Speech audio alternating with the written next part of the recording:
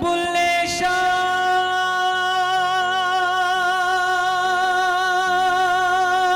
या बाहू होवे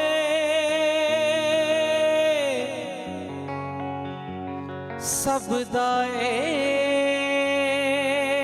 हो कहना।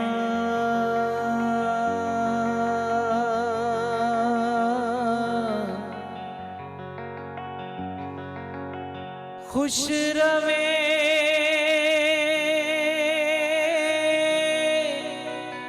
जिस हाल रब रखे,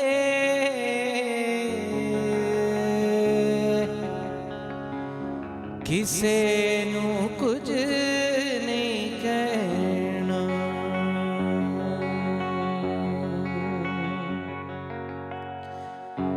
बुल्लिया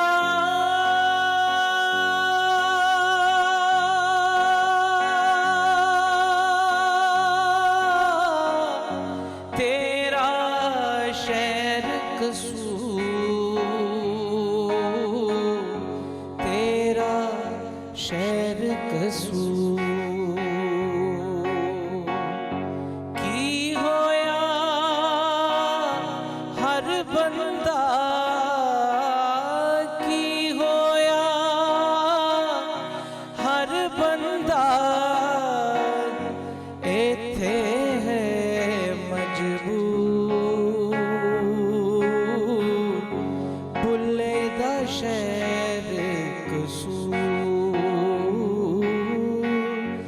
बुल्ले दा शहर कसूर। मंदिर टा दे मस्जिद टा दे जो कुछ ठहंदा। मंदिर टा दे मस्जिद टा दे जो कुछ ठहंदा। एक बंदे दा दिल ना टावी, एक बंदे दा दिल ना टावी।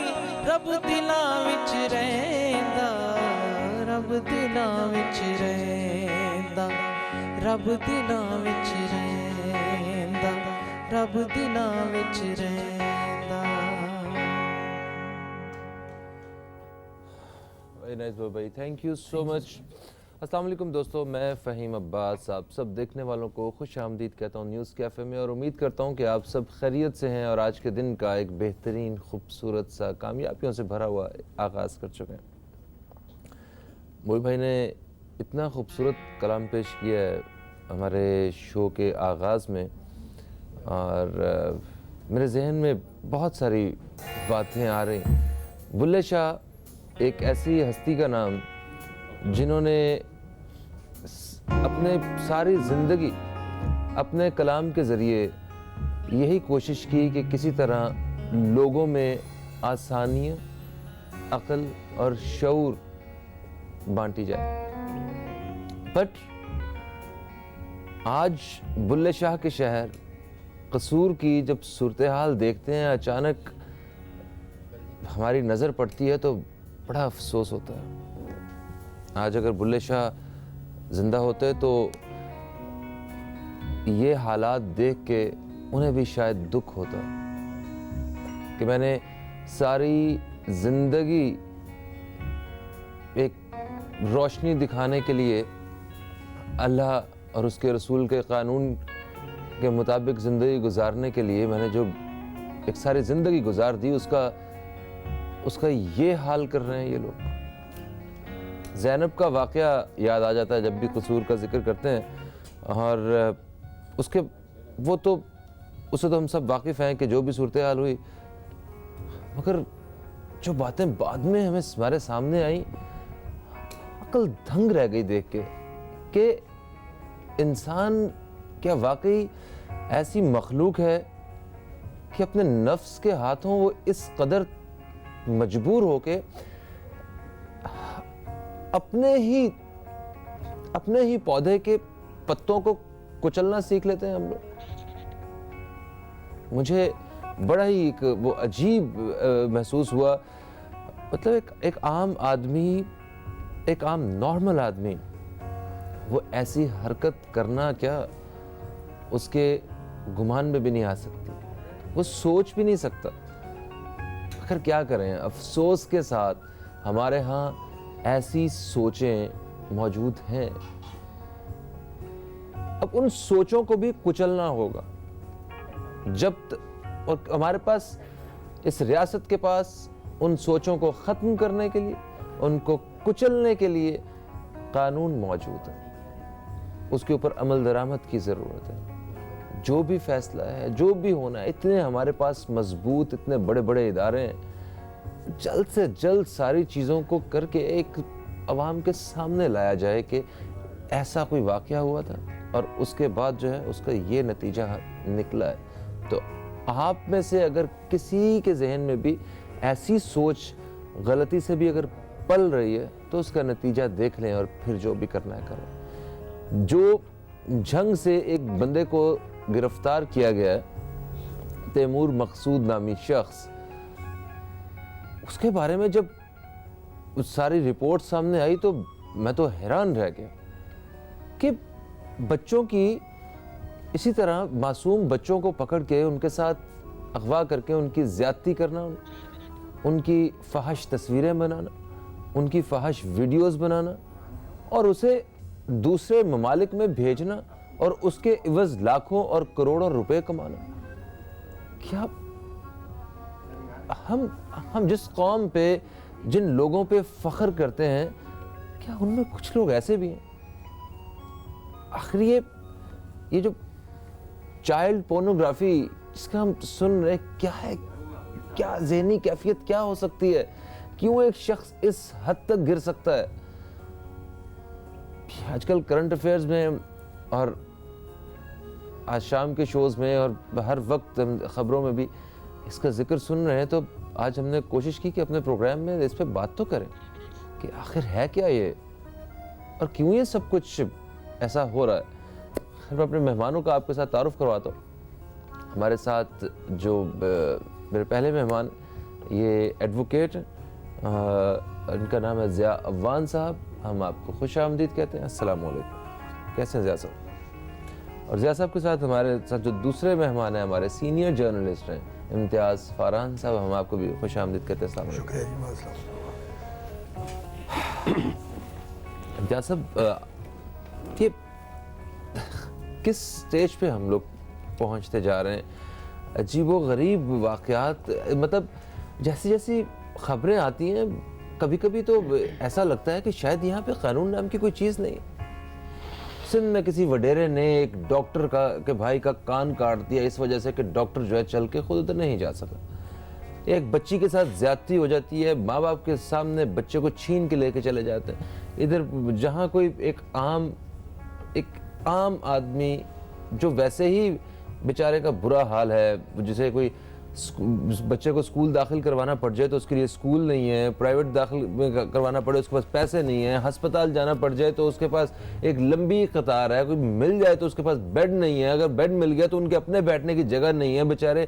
तो मतलब इस हालत में क्या उनकी इज्जत है और वो कलियां जो हैं वो भी फूल बनने से पहले ही मसल दी जाएंगी। तो मतलब ऐसे लोग भी हैं। बिस्मिल्लाहिर्रहमानिर्रहीम। देखें, इसके लिए रियासत को ज़रूर ज़िम्मेदार करार दिया जा सकता है और उसकी ज़िम्मेदारी भी है बुनियादी, लेकिन उसका कल्प्रिट या सबसे ज़्यादा हम खुद हैं। मिसाल के तौर पे आपने अभी ज़िया अव्वान का एक इंट्रोडक्शन कराया, ज़िया अव्वान एडवोकेट। ये शायद एडवोकेट जब थे जब इन्होंने अपनी प्रैक्टिकल लाइफ का आगाज़ किया होगा और अकेले थे उस वक्त, जब मैं भी जर्नलिज्म में नया उस वक्त आया था। मगर इन्होंने अकेले एक आवाज़ उठाई और मिसिंग पर्सन, बच्चों के ऊपर काम किया, मिसिंग पर्सनस के ऊपर काम किया और फिर ये कि सोशल एक्टिविस्ट भी रहे। फिर अपने, मैं समझता हूँ कि जुडिशरी से ज़्यादा इन्होंने सोशल सेक्टर में काम किया। तो इसका मतलब बताने का मकसद सिर्फ ये है कि एक आदमी जब खड़ा होता है वो अपने आप को एक नहीं समझे, सिर्फ जब आवाज़ जब तक आप बुलंद देंगे। बाबा बोवी भाई ने बहुत ज़बरदस्त कलाम आपने सही कहा पेश किया। बाबा बुल्ले शाह के साथ क्या किया था यहाँ के लोगों ने? क्या बाबा बुल्ले शाह को मातूब नहीं किया था यहाँ के लोगों ने? क्या यहाँ देश नहीं निकाल दिया था उन्होंने? उनको आज वो ख़त्म हो गए, उनका नाम लेने वाला कोई नहीं है जिन्होंने बाबा बुल्ले शाह के साथ ज़्यादतियाँ की थी। बाबा बुल्ले शाह को उनके शहर से निकाल दिया था, आज बाबा बुल्ले शाह जिंदा है। इम्तियाज़ साहब आप बिल्कुल सही कह रहे हैं, मगर ये सिर्फ कसूर के लोगों की सूरत हाल नहीं है, हम सब भी उनसे अलग नहीं हैं। बिल्कुल नहीं है। मतलब ऐसी ऐसी अजीब सूरत हाल है, ऐसे अजीब वाक़यात होते हैं कि दिल खून के आंसू होता है। एक ब्रेक की तरफ हम लोग बढ़ रहे हैं, ब्रेक से वापस आते हैं तो हम ज़िया अवान साहब से भी इसी हवाले से बात करते हैं। कहीं मत जाइए, अब तक देखते रहिए न्यूज़ कैफ़े, देखते रहिए।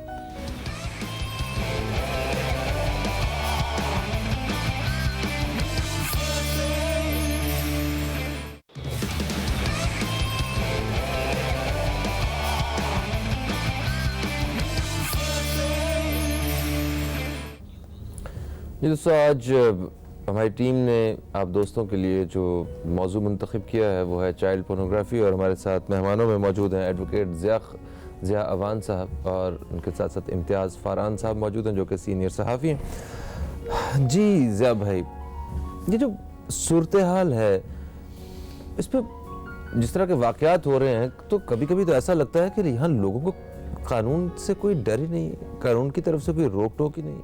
आखिर ऐसा क्यों हो जाता है? देखें, मैं समझता हूँ कानून जो है ना वो होता है सिर्फ थोड़े से लोगों को जो क्रिमिनल होते हैं उनको हैंडल करने के लिए, लेकिन जो हुकूमत की, स्टेट की और सोसाइटी की रिस्पॉन्सिबिलिटी है उसको सबसे पहले देखना बहुत ज़रूरी है। देखें, दुनिया में बहुत सारी ऐसी चीज़ें आती हैं, नई टेक्नोलॉजीज़ आ रही होती हैं, वेव्स आती हैं और हम उसको अपनाने में भी जल्दी करते हैं, ठीक है ना, लेकिन उसके सेफगार्ड्स नहीं करते। अब पाकिस्तान में हुकूमत जो है वो अरबों रुपया कमा रही है, 3G 4G इंटरनेट, ये सारी चीज़ें, और जो हमारी मोबाइल कंपनियां हैं ये सारी, जितना अरबों रुपए का बिजनेस है सर, ये इससे भी ज़्यादा इतना बड़ा बिजनेस है कि आप सोच नहीं सकते। लेकिन जब ये चीज़ें, टेक्नोलॉजी पाकिस्तान में आ रही थी या ये चीज़ें शुरू हो रही थी तो उस वक्त हमने अपने सेफगार्ड क्यों नहीं किए? क्योंकि जो साइबर क्राइम पे लॉ है वो तो अभी बना है, जबकि सारी पता नहीं कितने लोगों की ज़िंदगियां उसमें फ़ना हो गई और कितने लोगों की ब्लैकमेलिंग हो गई। हमारी जो हेल्पलाइन है मददगार, उसमें बहुत सारे केसेस आते हैं जिसमें फेसबुक पे लोगों को ब्लैकमेल किया जाता है, लड़कियों को किया जाता है, लड़कों को किया जाता है। और मैं आपको बताऊं, आप सिर्फ कलियां कह रहे थे, कलियों में आप लड़कों को भी शामिल करें कि आप कसूर में जो पहले वाक़या हुआ था उस पर हमने एक पूरी रिपोर्ट भी बनाई थी, क्योंकि हमारी हेल्पलाइन लाहौर में भी है तो वहाँ हमने बनाई थी। तो वो एक ऐसा इंसिडेंट है कि जिसको कि एक मिसाल के तौर पे लेना चाहिए था। फिर उसके बाद हमें पता चला कोयटा में एक बहुत बड़ा इस तरह का इंसिडेंट हुआ, पोर्नो जो फिल्में निकली, ये रेगुलर निकलती रहती हैं मुख्तलिफ जगहों से और ये अक्रॉस द बोर्ड है, ये सिर्फ कसूर नहीं है। एक बच्चा पेशावर में भी तो एक बच्ची के साथ ज्यादती की गई है। सर जी, मैं आपको बता नहीं सकता, हमारे पास तो इतने केसेस आते हैं। आप, हमारा चूँकि पेशावर में भी हेल्पलाइन है, लाहौर में भी है, कोयटा में भी और कराची में भी, तो हम तो पूरे कंट्री की, हमारे पास डेटा भी होता है किस तरह से चीज़ें हो रही है। लेकिन मैं सिर्फ आपसे बात ये चाह रहा था कि चूँकि आपने आज जो है वो साइबर क्राइम के हवाले से ये सब्जेक्ट है आपका, तो साइबर क्राइम को पहले देखना चाहिए था। अब हमारे यहाँ जैसे मिसाल के तौर पे, मैं उसको लंबा नहीं करूँगा, कि जो ये चाइना पाकिस्तान कॉरिडोर बन रहा है, अब अभी से मैं पता चलना शुरू हो गया कि ATM चीट हो गए। हाँ, कि चाइनीज जो हैं वो भी क्राइम कर सकते हैं। हाँ, तो अब वो जो इतना बड़ा चंक पाकिस्तान में आ रहा है तो उसके पहले सेफगार्ड करने चाहिए ना, बजाय इसके कि वो सब कुछ आ जाए और अपनी जड़ें मजबूत कर ले। और यही हाल है कि पाकिस्तान में साइबर क्राइम के हवाले से एक तो लॉ की इम्प्लीमेंटेशन नहीं है, लोगों को अवेयरनेस भी नहीं है, नंबर 1। नंबर 2, जो एजेंसी उसको कर रही है, जिसके पास ये इख्तियार है, वो है FIA। अब FIA तो इतनी सी फोर्स है, उस पर आप कितना बर्डन डालेंगे और क्या करेंगे? उनकी कैपेसिटी नहीं है। तो कैपेसिटी डेवलप करने के लिए आपको रिसोर्सेज चाहिए, ह्यूमन बीइंग एंड मनी, ठीक है ना, पैसे भी चाहिए। तो ये जो इतनी 3G 4G में जो करोड़ों अरबों रुपया कमा रही है गवर्नमेंट भी, और वो भी क्या कहते हैं मल्टीनेशनल कंपनीज भी, तो why not to support this force to have more people, specialised people, वो ट्रांसफ़र ना हो। क्योंकि अगर फेसबुक पे आपको कोई चीज़ चेंज करानी है, आप उनको जाके दें कि हमारे साथ ये ज़्यादती हो रही है, तो उनको महीनों लग जाते हैं किसी एप्लीकेशन को रिस्पॉन्ड करने में। तो एक परपिटेटर को ये पता है कि लोगों का एक्सेस नहीं है इन चीज़ों का, क्योंकि कहाँ कितनी जगह हैं जहाँ पे FIA में जो जाके लोग रिपोर्ट करें। ऑनलाइन कितने लोग रिपोर्ट कर सकते हैं? नहीं करते। हमारे यहाँ फैशन ही नहीं है। सर वो आपकी बात तो बिल्कुल ठीक है, मगर हम आज जैसे चाइल्ड पोर्नोग्राफी के ऊपर बात कर रहे हैं हम लोग इसमें, तो ये तो जिन बच्चियों के की वीडियोस बना के इस तरह जो है बच्चों की वीडियोस बना के इस तरह अपने उस नेटवर्क तक पहुंचाई जाती हैं, उसके एवज लाखों करोड़ों रुपए कमाते हैं और ज़्यादातर को वहाँ पे वो कत्ल भी कर देते हैं। और वो ये आजकल वो डार्क वेब का सुन रहे हैं हम लोग, क्या है ये सर, ये इस बारे में थोड़ा सा बताएं ना। देखिए जिया भाई ने एक बिल्कुल जो बेसिक चीज़ है वो बता दी है, एक्चुअल पिक्चर है वो दिखा दी है, भी तकरीबन उससे रिलेट करती हुई चीज़ है, जिसको ये FIA या जो जिम्मेदार इदारे हैं वही उसको मॉनिटर कर सकते हैं। मैं और आप और कोई भी नहीं कर सकता उसमें, क्योंकि ये डार्क वेब एक बहुत बड़ा हिस्सा है, यानी जो हम और आप जो एक फेस पे देखते हैं उससे कहीं गुना ज़्यादा डार्क वेब है। आपने एक फिल्म देखी होगी इंडिया की, लक फिल्म एक आई थी, संजय दत्त, मेरा संजय कुमार या संजय दत्त उसमें होता है, फिर मथन चक्रवर्ती भी, तो पूरी फिल्म उसी डार्क वेब के हवाले से बनी हुई है कि वो बड़ी थ्रिल मूवीज़ बनाते हैं, थ्रिल एक्टिविटीज़ करते हैं, और वो डेथ यानी कि टिल डेथ वाली वो होती है। हाँ, ये जिस तरह अभी कुछ दिन पहले ब्लू वेल भी तो वो मौत का खेल आया हुआ था, ये सब ये डार्क वेब वो, और सबसे ज़्यादा बिजनेस डार्क वेब का बिजनेस है। कोई चीज़ आपको फेस वेब के ऊपर अगर 1 रुपये की अवेलेबल है तो वो डार्क वेब पे जाके कम से कम 1000 रुपीज़ की पड़ेगी या कम से कम 100 रुपीज़ की आपको पड़ेगी। बड़ी वहाँ पर पूरी एक दुनिया है। वो दुनिया ये है कि आप किसी कंपनी का, किसी कंट्री का, किसी पर्सनालिटी का जो चीज़ चाहते हैं, अगर वहाँ पे आपकी एक्सेस हो गई है तो वो आपको पे करने के बाद आपको अवेलेबल होगी और वो आपको प्रोवाइड भी करेंगे सारी चीज़ें। तो ये पोर्नोग्राफी, चाइल्ड एब्यूज़ भी उसमें आता है कि पोर्नोग्राफी भी तकरीबन उसका एक हिस्सा है। अब उसमें ये कि टॉर्चर है, एक है जस्ट एक पोर्नोग्राफी, एक है उसको टॉर्चर करते हुए, फिर एक है कि उसको मारते हुए, ये सारे अलग-अलग जो साइकोपैथ होते हैं ना, साइकोपैथ उसमें वो सारे उनका काम होता है कि वो इस तरह की चीज़ों को पसंद करते हैं। बल्कि एक दफ़ा मुझे याद है हम इंटरनेशनल टूर पे थे नेवादा में, रीनो US में, जो वहाँ पे हमने विज़िट किया क्योंकि वहाँ जो प्रोस्टिट्यूशन है वो लीगल है। तो हमने जाके उनके लीगल एक उसमें हम कोई 10 मुल्कों के लोग थे, तो हमें पता चला कि उन्होंने एक रूम बनाया हुआ था जिसमें एक वो बंदा जो सेक्सुअल उसके लिए आता है पर्पस के लिए प्रोस्टिट्यूट्स के पास, तो उसको पहले अपने आप को टॉर्चर करवाना होता है। ऐसे भी वहाँ बेत रखे हुए, वहाँ हंटर रखे हुए, कौन सी चीज़ें नहीं थी। उसके बाद कहते हैं कि जी वो हर किस्म के दुनिया में जो साइको लोग मौजूद हैं। और ये जो आप बात कर रहे हैं, देखें बेसिकली ये तो लोगों की ज़िंदगियों से खेल रहे हैं, और इस तरह के गैंग्स बहुत सारे हैं, सिर्फ थोड़े से नहीं हैं। हमें अपने आप को अपनी तैयारी करनी पड़ेगी कि हम इनको कैसे पकड़ें। एक और बात मैं आपसे जो कहना चाह रहा था कि इंटरनेट के हवाले से आपको पता है कि हम मेरा ख्याल देख रहे हैं कि 10-12 सालों से, जब से इंटरनेट पाकिस्तान में आया, 10-12 सालों से आपको इंटरनेट कैफ़े मिलते हैं मुख्तलिफ। उनके लिए हमने क्या किया है? अच्छा, अभी तो मेरा ख्याल कैफे में बैठ के लोग यही कर रहे हो, इंटरनेट कैफे, बिल्कुल यही कुछ इसी किस्म का ही तो गांव देहातों में तो अभी तक है। अच्छा, गांव देहातों में अभी तक है। अच्छा, एक ब्रेक का वक्त है, ब्रेक से वापस आते हैं तो मजीद इसमें बात करते हैं कि इस तरह की सूरत हाल से और इस तरह के लोगों से और इस तरह की सोच से कैसे निपटा जा सकता है और किस तरह हम अपने आप को महफूज इस हवाले से देख सकते हैं। कहीं मत जाइए, अब तक देखते रहिए न्यूज़ कैफे, देखते रहिए।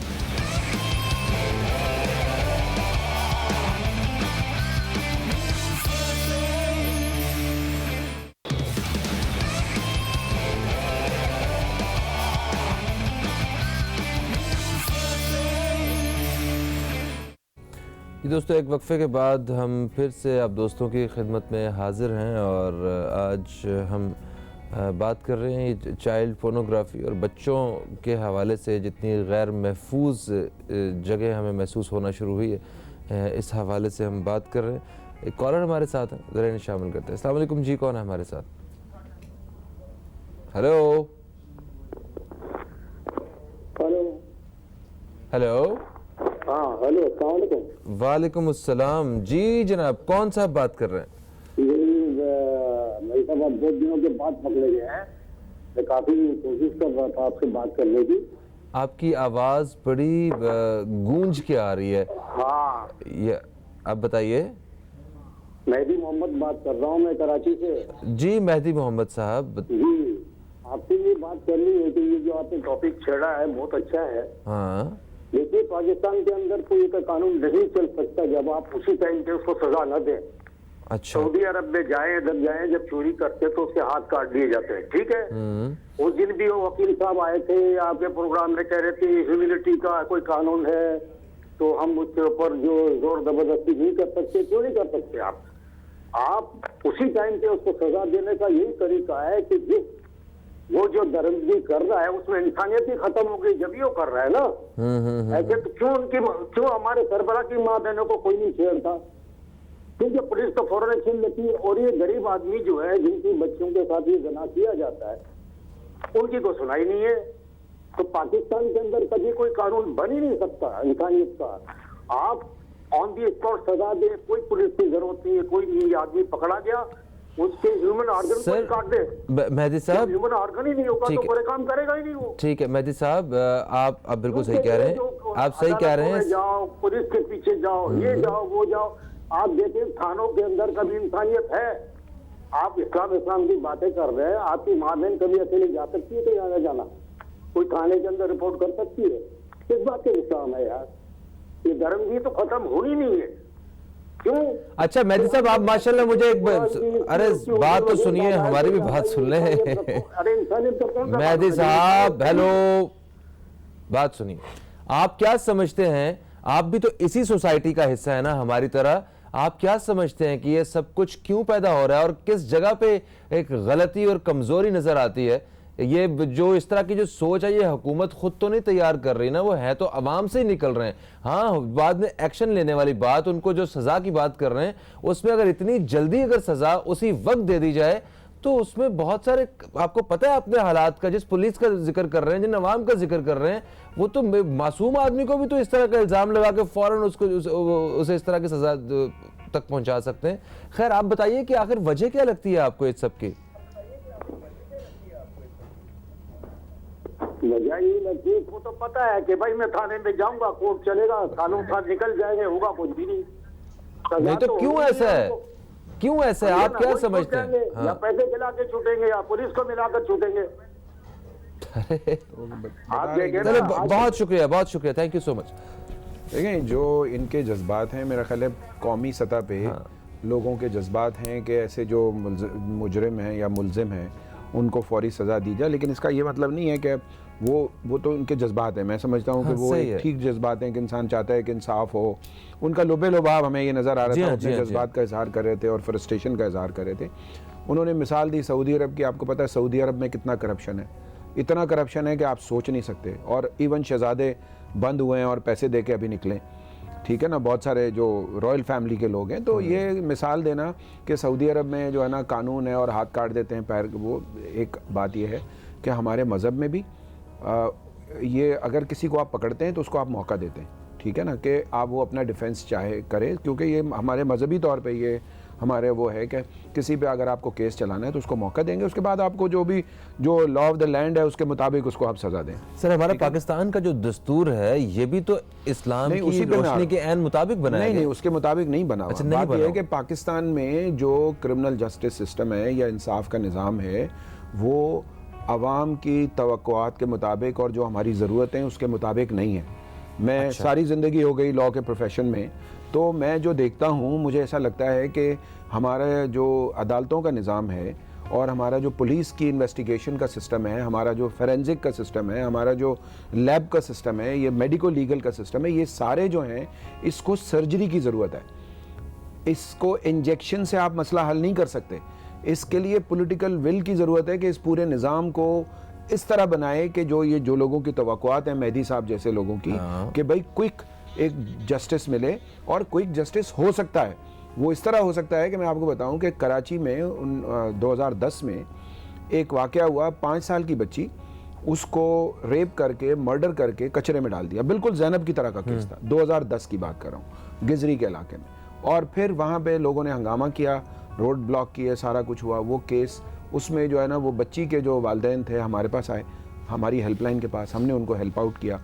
और स्पीडी ट्रायल कोर्ट उन दिनों कराची में होते थे, उसमें वो केस चला। 3 महीने में उस मुलजिम को 2 दफ़ा डेथ सेंटेंस हो गई, ठीक है, 2 दफ़ा डेथ सेंटेंस हो गई। अब हुआ ना, मतलब आपको मैं यहाँ की मिसाल दे रहा हूँ कि अगर 3 महीने या 2 महीने में भी केस ख़त्म होता है तो यहाँ तो सालों लग जाते हैं, अपीलों में लग जाते हैं। अब 7.5 साल तो के उस बाद शख्स को फांसी हो चुकी है? नहीं हुई। बात यह है कि 7.5 साल बाद, अभी कोई महीना पहले या 15 दिन पहले मेरे पास वो फैमिली दोबारा आई, उन्होंने कहा सुप्रीम कोर्ट ने इसको छोड़ दिया। क्या? सुप्रीम कोर्ट ने उसको छोड़ दिया। उसमें उन्होंने ये कहा कि जो उसका मुल्जिम का बयान हुआ था, कन्फेशनल स्टेटमेंट या जो भी स्टेटमेंट था जिसकी बुनियाद पे केस चला था, उसमें मैजिस्ट्रेट ने उसको ये नहीं कहा कि तुम्हें यहाँ से मैं पुलिस के पास नहीं भेजूंगा, तुम्हें मैं जेल भेज दूंगा। ठीक है ना, सिर्फ ये एक बात ये लिखी हुई थी जो मैंने पूरा जजमेंट पढ़ा, क्योंकि मैं मीडिया पे बैठा हुआ तो मैं बात कंफर्म करूंगा। फिर उसके अलावा ये था कि जी उसमें बाकी चीज़ें देखकर उन्होंने उसको इक्वेट कर दिया 7.5 साल के बाद। अब मुझे जो चीज़ ज़्यादा पिंच कर रही थी वो ये कह रही थी, हो रहा था कि वो बच्ची मर्डर हुई, बच्ची रेप हुई, उसकी रिस्पॉन्सिबिलिटी किसकी है? कोर्ट ने उसमें कहीं नहीं लिखा कि मैजिस्ट्रेट को भी सज़ा दो कि उसने क्यों गलत केस को ख़राब किया, या आईओ ने क्यों ख़राब किया, या किसी विटनेस ने ख़राब किया। तो वो तो बच्ची गई, उसको इंसाफ तो नहीं मिला उसके पेरेंट्स को। मतलब मुल्जिम छूट गया अगर उसको आपने बेनिफिट ऑफ डाउट दे दिया, लेकिन वो कहाँ जाए? तो बात यह है कि आपका निज़ाम, देखें 2-3 निज़ाम में उस पर बात करूँगा। एक तो आपका अदल का निज़ाम बिल्कुल सही नहीं है, नंबर 1। नंबर 2, ये जो गरीब लोग हैं जिनके खिलाफ ये सारी चीज़ें होती हैं, उसको हम कैसे हल करें। दूसरी बात यह है कि जब आप कानून बनाते हैं तो उसके लिए अवेयरनेस के एक पूरे प्रोग्राम बनाएं। अब ये पोर्नो मटीरियल और ये सारी चीज़ें अगर जो है वो 2-3 ऐड देना शुरू कर दे गवर्नमेंट, और ये जो 4G और 3G में जो खरबों रुपए उन्होंने लिए हैं, उसको थोड़ा सा, उसका एक छोटा सा चंक अगर रिलीज़ करके आपके सारे मीडिया को दें, वो कि अगर आपका कोई ऐसा इशू है, कोई हेल्पलाइन बनाए, उसमें ट्रेंड लोग बैठे हों कि अगर आप किसी ऐसी चीज़ का शिकार हैं, आप देखें क्राइम कैसे निकल के आएंगे। ये तो वाकई सेलुलर कंपनी की हेल्प से ये बहुत आसान हो सेलुलर जाएगा। इंटरनेट कंपनियां, गवर्नमेंट को चाहिए, गवर्नमेंट जो इस इशू को वो करती है। और फिर दूसरी बात यह है कि बच्चों के हाथ में आप जो है ना वो स्मार्टफोन दे देते हैं। मगर इसमें तो बड़े इन्वॉल्व है ना, इस नहीं पोर्नोग्राफी बड़े में। नहीं, मैं आपको बता अच्छा सर, मैं मेरा क्या मेरे साथ होल्ड पे हैं, काफी देर से इन्हें शामिल करते हैं। अस्सलाम वालेकुम जी, कौन है हमारे साथ? हेलो अस्सलाम वालेकुम। वालेकुम सलाम। या भाई कैसे हैं आप? जी बड़े बहुत इंपॉर्टेंट शख्सियत बिठाई हुई, और मैं टोटली एग्री करता हूँ जिया भाई की बात से, क्योंकि ये बात समझने की है। क्योंकि हम लोग भाई, मुझे अफसोस पता क्या होता है, मीडिया में जो ना इस प्रॉब्लम को सेल किया जा रहा है। मकसद है कि इसको ऐसा मतलब एक हाइप क्रिएट करके एक मतलब वो अपना मीडिया अपना इसको बेच रहा है। इसकी प्रॉब्लम को समझना, और इसको ये है क्या, आपको पता है पोर्नोग्राफी इंडस्ट्री जो दुनिया की बिलियंस ऑफ डॉलर की इंडस्ट्री है, बिलियंस ऑफ डॉलर की। ये सिर्फ पाकिस्तान का इशू नहीं है, दुनिया भर का इशू है। प्रॉब्लम ये हो गई है कि हम लोग इस चीज को, अभी जिया भाई ने कहा ना कि भाई आप ये तो समझो कि जो विक्टिम है इसका हो क्या रहा है। आपने इस केस का ट्रायल चलाने की कोशिश कर रहे हैं, कोई पॉलिटिकल माइलेज ले रहा है, कोई ये नहीं देख रहा कि भाई इसके अखलाकी पहलू क्या है, इसके कानूनी पहलू क्या है। हम सब जिम्मेदार हैं। फहीम भाई आप मीडिया पे बैठे, मैं बैठा हूं बाहर एज ए बाप, मुझे पता होना चाहिए मेरा बच्चा, जैसे इन्होंने कहा जिया भाई ने, मेरा बच्चा स्मार्टफोन लेके हमने दे दिया और हम बड़े खुश होते हैं कि ये बच्चा ये डाउनलोड कर रहा है, ये करता है, इतना स्मार्ट बच्चा है। हमें नहीं पता कि उसमें वो क्या देख रहा है, किससे उसके ताल्लुकात बन रहे हैं, वो कितना टाइम उस पर सर्व कर रहा है, नहीं करना। एज ए वालिद मेरी जिम्मेदारी है, एज ए लॉ मेकर। अब ये साइबर क्राइम दुनिया भर का बड़ा क्राइम है, चाहे वो आप मनी उसको कर लें, चाहे आप एटीएम मशीन फ्रॉड देख लें, ये साइबर है। इसके लिए हमारे पास एक्सपर्ट्स बनते ही नहीं है। जो अभी आपने इन्होंने बात की ना, बैठे हुए हैं, इन्होंने कहा हमारे पास जब हम डिस्कस करने के बाद एंकर्स बैठ के खुद अपनी राय थोपने की कोशिश करते हैं और पॉलिटिकल लोगों को बुला रहे थे। Cyber is a different subject, इसमें एक्सपर्ट्स क्वालिफाइड लोग चाहिए जो बैठ के डिस्कस कर सकें, तो लेकिन वो नहीं कर रहे। अब हमें जो समझना है कि हम अपने बच्चों को तो तालीम में इस तरह का टैक्स दाखिल करें, या इन्होंने जैसे कहा कि इतना अरबों रुपया ये खा रहे हैं, ये जो 4G के नाम पे, जो 4G हमें कंपनियां दे भी नहीं रही, हम एक छोटा सा अमाउंट इस पे खर्च नहीं कर रहे कि पब्लिक मैसेज सर्विस चलाएं इसके लिए, ये समझने की कोशिश कर रहे हैं। और दूसरी बात जो मैं फरहान भाई बैठे हैं, फरहान भाई से मेरा, क्योंकि ये साफत में और सीरियस साफी हैं, फरहान भाई मैं ये पूछना चाहता हूं कि आज ये मीडिया बजाय इस प्रॉब्लम को, हमें तो लोगों को पता ही नहीं कि चाइल्ड पोर्नोग्राफी और ब्लैक वेब है क्या, और इस पे हम ये बच्ची की तस्वीरें दिखा के और एक जज्बाती कैफियत गिरा के हम जो हमारे एंकर चीज को बेच रहे हैं और पॉलिटिकल गेम खेल रहे हैं, तो आप नहीं समझ सहाफियों की जिम्मेदारी इसमें क्या बनती है, मेरा क्वेश्चन है। ठीक है, बहुत शुक्रिया साहब। एक ब्रेक का वक्त हो चुका है, ब्रेक के बाद वापस आते हैं, कहीं मत जाइए, अब तक देखते रहिए न्यूज़ कैफे, देखते रहिए।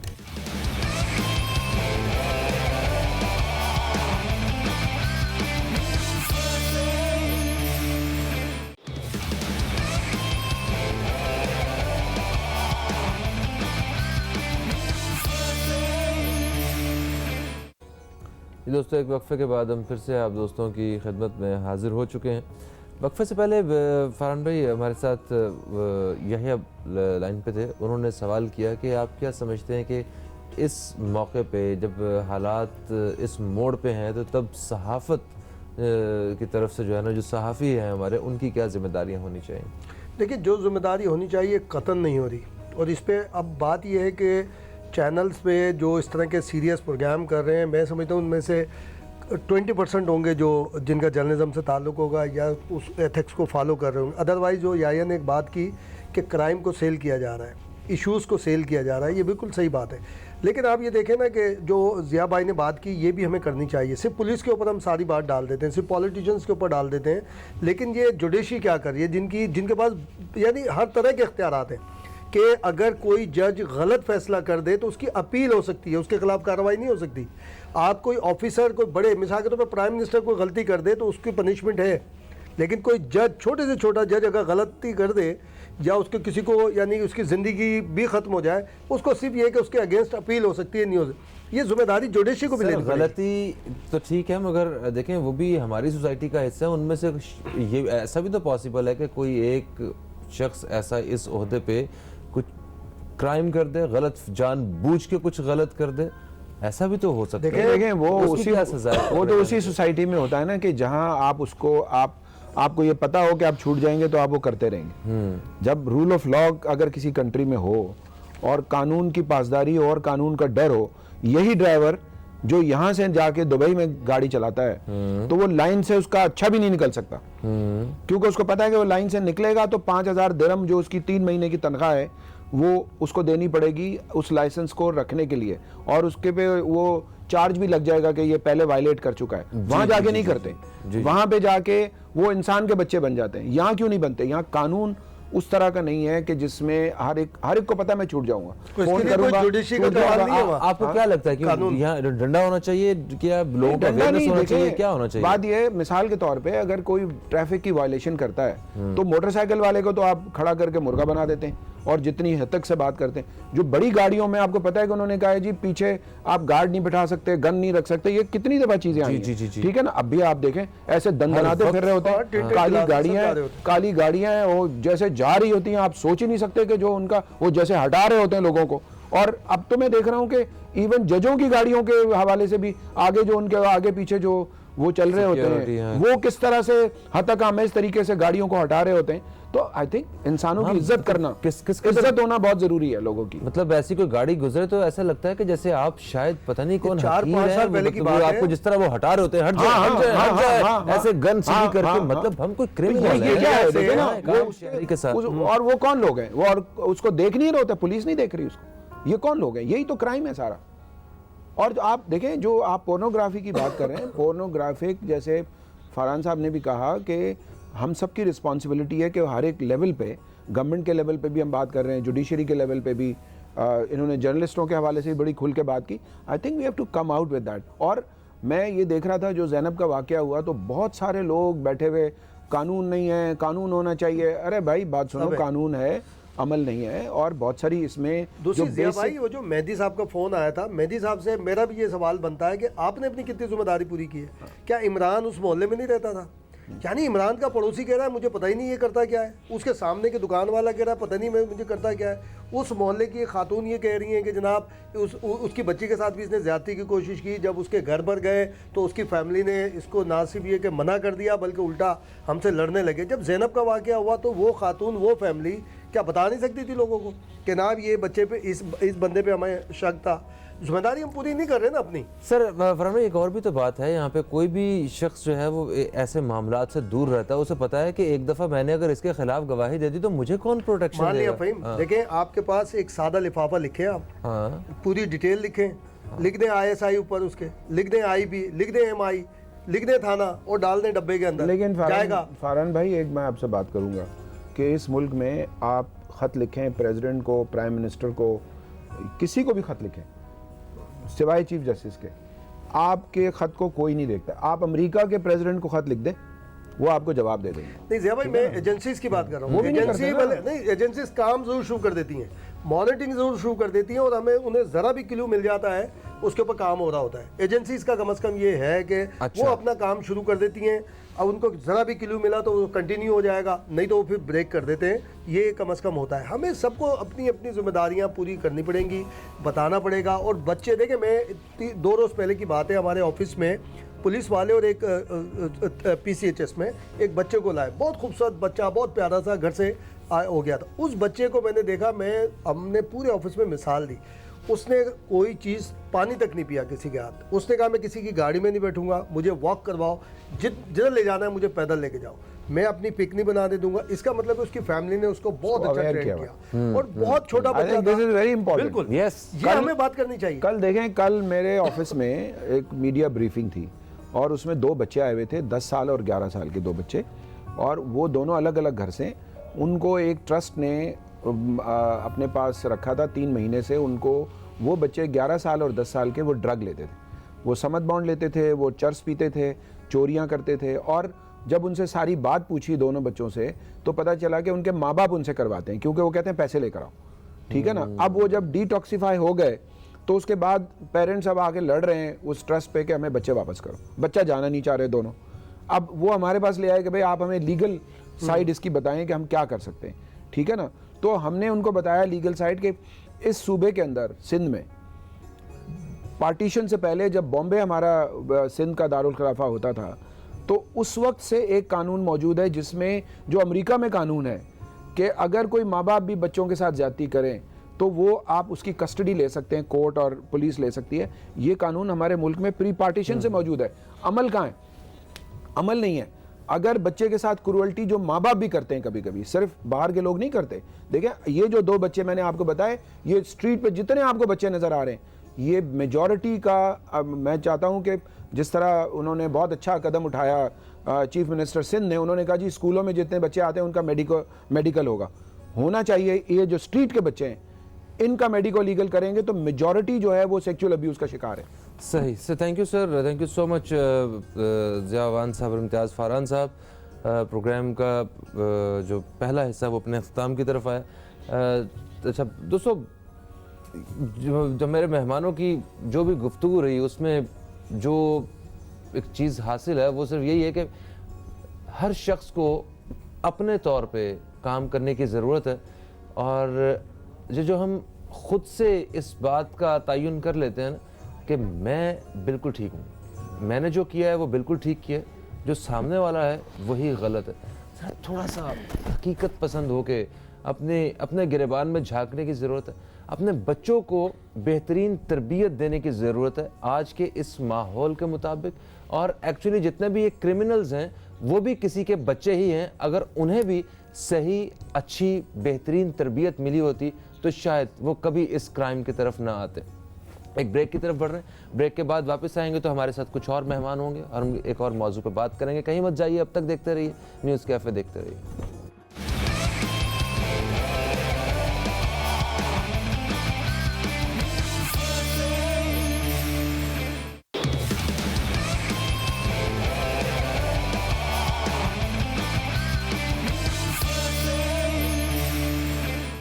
जी दोस्तों, एक वक्फे के बाद हम फिर से आप दोस्तों की खिदमत में हाजिर हो चुके हैं और प्रोग्राम के इस हिस्से में हम जिस ख़ास नेमत के बारे में बात करने वाले, वो नेमत है शहद। अच्छा, शहद के हवाले से हमने पहले भी कुछ प्रोग्राम्स किए हैं और उसमें हमने बताया इसकी अफादियत के बारे में और ये कितना ज़रूरी है एक इंसानी जिस्म को सेहतमंद रखने के लिए। मगर आज हम इसके हवाले से थोड़ी सी मुख्तलिफ गुफ्तगू करने वाले हैं। हम जो जितनी भी ब्यूटी प्रोडक्ट्स हैं हमारी खूबसूरती को बढ़ाने के लिए, हमारी जो खूबसूरती है, हमारी जल्द है, हमारे बाल हैं, इनमें निखार पैदा करने के लिए हम बहुत पैसे खर्च करते हैं और हमारी कोशिश होती है कि हम किसी न किसी तरह जो हमारी मौजूदा सूरत हाल है इससे हम थोड़ा बेहतर दिख सकें। हर वक्त हम बेहतरी के लिए कुछ ना कुछ कर रहे होते हैं, कोशिश कर रहे होते हैं। तो ये जो अल्लाह ताला की इतनी बड़ी नेमत है इंसान के पास शहद की सूरत में, हम इसका कैसे इस्तेमाल कर सकते हैं। और आज इसी हवाले से और मज़ीद शहद के बारे में हम आपको इस प्रोग्राम में इंफॉर्मेशन देंगे। मैं तारुफ़ करवा दूँ, हमारे साथ जो मेहमान मौजूद है, सबसे पहले मैं तारुफ़ करवाऊँगा। हमारे साथ मौजूद है मुल्क के मशहूर हर्बलिस्ट जनाब हकीम अब्दुल गफ़ार आगा साहब, हम आपको खुश आमदीद कहते हैं। अस्सलाम वालेकुम। अस्सलाम वालेकुम अस्सलाम। कैसे हैं आगा साहब? अल्हम्दुलिल्लाह, अल्लाह का बहुत। और आगा साहब के साथ साथ जो हमारे साथ दूसरे मेहमान हैं, ये भी हर्बलिस्ट हैं और नौजवान हर्बलिस्ट नौशरवान साहब, हम आपको भी खुश आमदीद कहते हैं। अस्सलाम वालेकुम। वालेकुम सलाम। कैसे हैं नौशरवान? अल्हम्दुलिल्लाह, आप ठीक हैं? ये जो खूबसूरती वाली बात है, मेरा ख्याल है ये जो फैशन के तौर पे ब्यूटी प्रोडक्ट्स जो है ना, ये मैं नौशरवान साहब से जो है ना इस बारे में जानूँ। मुझे बताइए कि इससे क्या वाकई ये आजकल शहद के नाम पे बहुत सारी महंगी महंगी चीज़ें बेची जा रही, लाइक हनी मास्क और पता नहीं बालों के लिए, जिल्द के लिए, और वो अपनी प्रोडक्ट्स में कि जनाब इसमें शहद के जो सारे अनासर हैं वो शामिल किए गए हैं, और तो वो ये कह के बहुत कुछ बेचा जा रहा है, लोग फ़ायदा भी उठाते हैं। तो ये खालिस शहद के ज़रिए हम कितना फ़ायदा उठा सकते हैं, उसे ये बताइए। सर, बहुत सारी चीज़ें पॉसिबल हैं। जिस तरह आपने अर्ज़ किया कि एक्सट्रैक्ट्स एडेड होते हैं और उसका फ़ायदा यकीनन बहुत सारी चीज़ों में इजाफा हो जाता है। अगर हम एक्सट्रैक्ट से हटके अगर हम सिर्फ़ और सिर्फ शहद पर आएँ तो बहुत सारी कॉम्बिनेशन इस तरह की हो सकती हैं जो कि बालों पे लगाने से खुश्की भी ख़त्म हो सकती है, बालों को घना भी कर सकती है, बाल गिरने से भी रोक सकती है। सेकेंडली, फेस पर अगर जाएँ, रिंकल्स, स्किन कम्प्लेक्शन बेहतर होना, डिफरेंट किस्म के डिजीज़ स्किन के, तमाम चीज़ों में शहद यूज़ हो सकता है। अगर मैं इस्लामिक शहद की बात करूँ तो इस्लामिक शहद ना सिर्फ ये कि शहद पर काम करता है जो कि हम नॉर्मली खाने पे काम मतलब खाने के लिए होता है, इसके साथ साथ इनके कॉम्बिनेशंस बहुत अच्छे हैं जो कि हम नॉर्मली घर में अगर किसी को बोलें कि ये चीज़ मिला के लगा लो तो शायद कंपैरेटिवली थोड़ा सा मुश्किल होता है लोगों के लिए कि किस क्वान्टिटी में मिलाएँ और क्या चीज़ें पॉसिबल होंगी। तो इस्लामिक शहद ने ये चीज़ आसान कर दी थोड़ी सी, कि कुछ कॉम्बिनेशन इन्होंने पेटेंट कर दिए, जो है ना वो दे दी, हाँ, बना के दे दिए। मिसाल के तौर पर अगर मैं बात करूँ, छोटा शहद इनका इस्लामिक शहद का है हमारा, छोटा शहद बमा हल्दी यकीनन एक बहुत ज़बरदस्त ब्यूटी प्रोडक्ट है। इसके साथ साथ जो है वो खाने में भी इस्तेमाल होती है बहुत सारी चीज़ों के लिए, अमराज के लिए। अगर जिस तरह आपने बात की ब्यूटी के लिए, तो अगर सिर्फ इस्लामिक शहद का हम इससे वो ले लें, हल्दी वाला शहद ले लें, उसमें थोड़ी सी दही मिला लें और उसका एक मास्क टाइप बना के फेस पे अप्लाई किया जाए तो रिंकल्स भी ख़त्म होंगे, कंप्लेक्शन भी बेहतर होगा, रंग गोरा भी होगा, इसके साथ साथ स्किन फ्रेश बहुत अच्छी होगी। ज़बरदस्त। तो ये तकरीबन कितनी देर अप्लाई करना चाहिए? अगर 10 से 15 मिनट, थ्राइस अ वीक। अच्छा, बहुत अच्छे रिजल्ट्स हैं इसके। सही। अच्छा, आपने बताया था एक दफ़ा कि हमारे पड़ोसी मुल्क में एक पूरा एक हॉस्पिटल है जो सिर्फ शहद से दो चीज़ें मैंने उसमें बताई थी। उनके जितने भी ऑपरेशंस होते हैं, उसके बाद जो ड्रेसिंग होती है या तमाम चीज़ें होती हैं उसको प्रोक्योर करने के लिए, स्टिचेस को, उसमें सिर्फ दो चीज़ें होती हैं, एक देसी घी और दूसरा शहद। 1991 से उनका ये अमल है और मुंबई में हॉस्पिटल है, आज भी मौजूद है, आप सर्च कर सकते हैं तमाम चीज़ें। और तीसरी चीज़ उनके यहाँ कोई यूज़ नहीं होती ड्रेसिंग के लिए। अच्छा, तो यहाँ पे अमूमन अगर फ़र्ज़ करें घर में किसी को कोई चोट लग जाए, कोई अपना स्किन ऊपर से उतर जाए, रगड़ लग जाए, तो उस पर शहद इस्तेमाल किया 100% बिल्कुल कर सकते हैं। खालिस शहद लेने, खालिस होना ज़रूरी है, चीनी वाला या गुड़ वाला ना हो, खालिस शहद होना ज़रूरी है। दवा के तौर पे वो अपना, उससे वो हील जल्दी हो जाएगा, स्किन पर जल्दी आना शुरू हो जाएगा। सर ज़रा इस हवाले से बताइए। सर, इसको थोड़ा सा मैं चेंज करूँगा। जो ज़ख्म है, एक तो बात हो गई ब्यूटी की, चेहरे की। जी हाँ। अच्छा, चेहरे पर अगर हल्दी वाला शहद लगाया जाए तो ऑटोमेटिकली, क्योंकि हल्दी के अंदर हीलिंग की सलाहियत बहुत ज़्यादा है, शहद के अंदर हीलिंग की सलाहियत बहुत ज़्यादा है। और मैं अगर इंटरनेशनल लेवल पर जर्मनी की बात करूं तो जर्मनी ने तमाम ज़ख्मों पर शहद को लगाकर ठीक करने की पूरी रिसर्च पूरी मार्केट में मौजूद है। और जर्मनी वाहिद मुल्क है जिसका जो वो बिलीव करते हैं सिर्फ और सिर्फ साइंस पे और रिसर्च पे, उसका वो किसी इधर उधर की दकियानुसी बातों में नहीं घुसते। वो बिल्कुल नहीं। हाँ। वो टोटकों को नहीं मानते, नुस्खों को मानते हैं। नुस्खों को मानते हैं, जो ऑथेंटिक और मुस्तनद नुस्खे हैं उनके ऊपर पूरा ईमान रखते हैं वो लोग। अच्छा, जख्मों की अगर बात करूं तो शायद सबसे ख़राब जख्म जो होते हैं वो बेड सोर होते हैं, जो बिस्तर पर मुसलसल पेशेंट्स के लेटने की वजह से उसकी पीठ पर निकल आते हैं, उसके जिस्म पर निकल आते हैं। तो जो जर्मनी की रिसर्च है वो है बेड सोर्स पर, कि अगर किसी को बेड सोर हो जाए, कि कोई पेशेंट है जिसको फालिज हो गया है, खुदा ना खास्ता कोई प्रॉब्लम है, तो बिस्तर पर लेटे लेटे उसके जिस्म पर जो जख्म होते हैं वो जख्म नहीं भरते। उनकी रिसर्च जो है जर्मनी की, वो है जख्मों पर, बेड सोर्स पर शहद लगाकर उन्होंने उसको रिकवर किया है। तो एक तो ब्यूटी के हवाले से जब हम बात करते हैं तो चेहरे पे निशानात और चेहरे पे जख्म, इन तमाम चीज़ों के हवाले से जब हम शहद की बात करते हैं तो शहद is a great remedy for all these things. Good. अच्छा अगर साहब आप बता रहे थे कि जैसे ज़ख्मों पे लगाने के लिए, तो ये शुगर के जो मरीज़ हैं, जो पेशेंट्स हैं, क्या ये भी इस शहद को इस्तेमाल कर सकते हैं खाने के लिए? और नंबर 2, अगर उनके कोई चोट लगती है तो क्या वो चोट पे भी इस्तेमाल कर सकते हैं क्या? खाने के लिए तो लिमिटेशंस हैं। अच्छा, लिमिटेशन। 1 टेबल स्पून वो आमतौर पे हर शहद ले सकते हैं, उसमें कोई इशू नहीं है। बेरी का शहद हो तो 1 के बजाय 2 टेबल स्पून ले सकते हैं, इससे कि उसके अंदर ग्लाइकोजन में चेंज होने के लिए इंसुलिन की ज़रूरत नहीं होती, वो एक अलग बात। 2 चम्मच एक रोज़ाना बस, इससे ज़्यादा नहीं। यानी बहुत सारे लोग कहते हैं कि जी ये शुगर फ्री है, जितना मर्जी खाओ, तो ऐसा बिल्कुल नहीं। लजीज भी इतना है ना, फिर हाथ रुकता नहीं है, ये भी एक मसला है। ये बात है। लेकिन जख्म पर लगाने के बाद सिर्फ जख्म पर जो चीज़ आप लगाते हैं, ज़रूरी थोड़ी है कि वो पूरी चीज़ हमारे बॉडी एब्जॉर्ब कर ले। उसमें से जो उसके काम की चीज़ें हैं, मेरे रब ने मेरे इस जिस्म के अंदर वो जो सेंसर्स रखे हैं, सेंसिटिविटी रखी है, वो उन्हीं चीज़ों को उठाती है जो उसके लिए फ़ायदेमंद हो, किसी और के लिए नहीं उठाती। मैं इसको थोड़ा सा और जाऊंगा पीछे। देखिए, हर इंसान में ये खूबी मौजूद है कि अगर उसका ब्लड प्रेशर कम हो रहा हो, अगर उसका ब्लड शुगर कम हो रहा हो, तो ऑटोमेटिकली हमारे जिस्म में सेंसर्स काम करते हैं, हम बिल्कुल हाइपरग्लाइसेमिक हो जाते हैं। आप कोई भी मीठी चीज़ खाइए, वो तमाम चीज़ें वापस आ जाती हैं। अच्छा, इन सेंसर्स के बाद एक चीज़ और है, वो ये कि बॉडी से उन तमाम रिक्वायरमेंट्स को कैसे पूरा करें। ये सिस्टम आम तौर पर हम लोग पूरा नहीं होने देते। मसलन कोई शख्स हाइपोग्लाइसेमिक कंडीशन में है, उसको डिप्रेशन हो रहा है, चक्कर आ रहे हैं, आंखों के नीचे अंधेरा आ रहा है, वो क्या करता है, दौड़ता है, फौरन चीनी मुंह में डाल देता है। हाँ। फौरन मीठा, इसलिए कि हमने उसको सिखाया हुआ है कि जी शुगर लेवल अगर कम हो जाए तो इंतजार ना करना, फौरन मीठा खा लेना। अच्छा, एक शख्स रोजे में, अब वो क्या करे? अब क्या होता है कि वो पूरा सिस्टम कंप्लीट होने के बाद एक नया सेंसर सिस्टम काम करता है, और वो जिस्म के अंदर जो मजीद सिस्टम लगे हुए हैं उनको एग्रीवेट करता है, और आप ये तय कर लीजिए कि वो तमाम सिस्टम दोबारा काम करते हैं और जिस्म में शुगर पूरी हो जाती है। वाह वाह वाह। ये अल्लाह का जो निज़ाम है इतना कॉम्पैक्ट है, अगर कोई शख्स इन तमाम निज़ामों से वाकिफ हो जाए तो खुदा की कसम अल्लाह पर ईमान लाना बड़ा आसान हो जाए। बेशक बेशक बेशक। तो जख्म पर लगाने के बाद जो चीज़ एब्जॉर्ब हो रही है, वो दरअसल हमारे जिस्म के जो प्लस चीज़ें वही उस शहद में से एब्जॉर्ब हो रही हैं, नेगेटिव्स को वो हर चीज़ को छोड़ता चला जाएगा। बेशक बेशक ऐसा।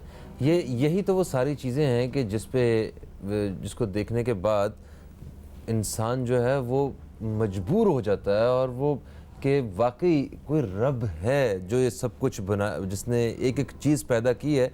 वरना ये अगर रब ना हो तो सवाल ही पैदा नहीं होता। ये करोड़ों इत्तफाकात का मजमुआ नहीं हो सकता सारा कुछ। ये तो हर चीज़ प्लान करके दी गई है कि ये लो, तुम्हें ये चाहिए, पीने के लिए चाहिए, पानी है, उस पानी को किस तरह कहाँ कहाँ पहुँचना है, किस तरह निकलना, एक एक चीज़, और सिर्फ एक धड़कन ऊपर नीचे हो जाए और इंसान का काम हो जाए। सब कुछ इस तरह सिस्टम चल रहा है।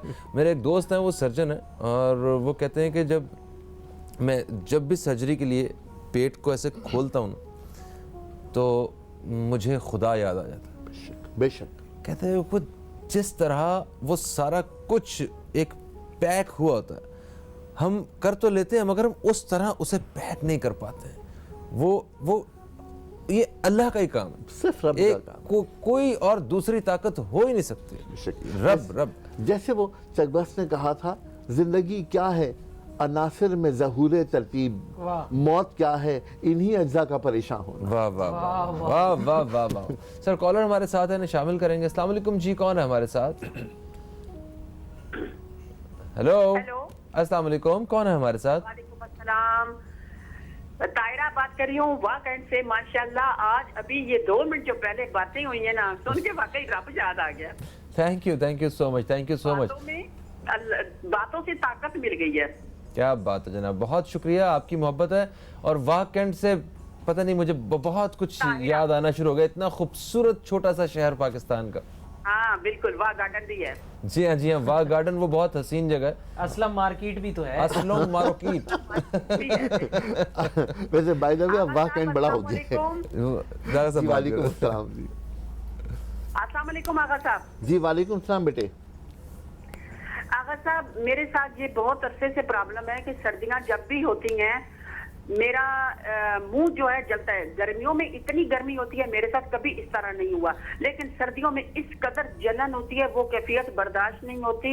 और दूसरा मसला कि मैं नातख्वानी करती हूँ और जब मैं नाते पढ़ रही होती हूँ तो मेरा ये मुंह सूज जाता है। ये मुझे समझ नहीं आती कि मेरे साथ क्या प्रॉब्लम है। काइंडली आज मुझे बताइए। जी please, thank you very much. बहुत शुक्रिया जी कॉल करने के लिए, बहुत शुक्रिया। देखिए अपने जिस्म में नमकियात को बेहतर रखने के लिए हमको एक चीज की जरूरत है, वो है मीठा सोडा। सिंपल मीठा सोडा थोड़े से पानी में एक चुटकी डालकर मिक्स करके दिन में 2-3 मरतबा पी लीजिए, बहुत सारे मसाइल वैसे ही हल हो जाएंगे। दूसरी बात जो इनकी प्रॉब्लम है उसके लिए आप सर्च करूं कि लेमन वाला शहद जो इस्लामिक शहद का है, ये आप इसी तरह खा लीजिए, इसके साथ पानी इस्तेमाल मत कीजिए। ओके। लेमन हमारे यहाँ होता है ना कि वो अदरक पानी में मिला करके नींबू डाल करके खाते रहो, 10 साल तक खाते रहो, इस उम्मीद में कि वजन कम हो जाएगा। सही है। तो ऐसा नहीं है, नींबू वाला शहद इसी तरह चम्मच खा लें और इसके बाद कम से कम आधा घंटे तक कोई चीज़ ना पिए।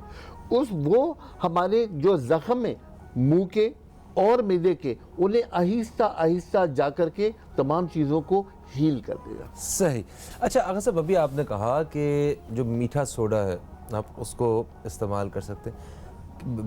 मेरी इंफॉर्मेशन के मुताबिक मीठा सोडा जो है वो हमारे स्टमक के लिए कोई इतना मुफीद नहीं। कि इस बारे में थोड़ा सा डिटेल से बताइएगा, क्योंकि मैंने सुना है कि जो तनूर की जो रोटियां होती हैं जिसमें मीठा सोडा ऐड होता है और वो काफ़ी हमें बड़ी नरम नरम और मोटी मोटी महसूस होती है, बड़े मज़े से खाते हैं हम लोग, वो हमारे वो डाइजेस्ट होने के लिए मेरा ख्याल थोड़ा सा टाइम लेती हैं। सर 4 इलेक्ट्रोलाइट्स के हमारे वो है नुमाइंदे हैं, पोटेशियम है, सोडियम है, बाइकार्बोनेट है और एक चीज़ और सोडियम बाइकार्बोनेट, क्लोराइड भी, सोडियम बाइकार्बोनेट। तो भाई सोडियम बाइकार्बोनेट ही तो मीठा सोडा है। अगर फर्ज करें कि किसी शख्स को इलेक्ट्रोलाइट्स में प्रॉब्लम हो रही हो और वो डिप्रेशन में जा रहा हो, तो 3 चीज़ें, मीठा सोडा पानी में मिलाकर दे दीजिए और एक केला खिला दीजिए, इलेक्ट्रोलाइट्स ऑटोमेटिकली ठीक हो जाएंगे। ये गर्मियों के लिए बहुत अच्छा नुस्खा है, क्योंकि कराची में आजकल जो हीट स्ट्रोक वगैरह होते हैं उनके लिए बहुत ज़बरदस्त चीज़ है ये। ओके। अच्छा दूसरी एक और बात आपसे करूं, पूरी दुनिया में अब जो जदीद तहकीक है वो ये कहती है कि अगर जिस्म एसिडिक हो जाए तो इन्फेक्शंस आ जाएंगे, अगर जिस्म को अल्कलाइन कर लें तो आप कैंसर से पाक हो जाएंगे। तो अल्कलाइन करने के लिए मैं क्या दूं? सोडियम क्लोराइड ना दूं तो फिर क्या दूं? सोडियम बाइकार्बोनेट ना दूं तो फिर क्या दूं?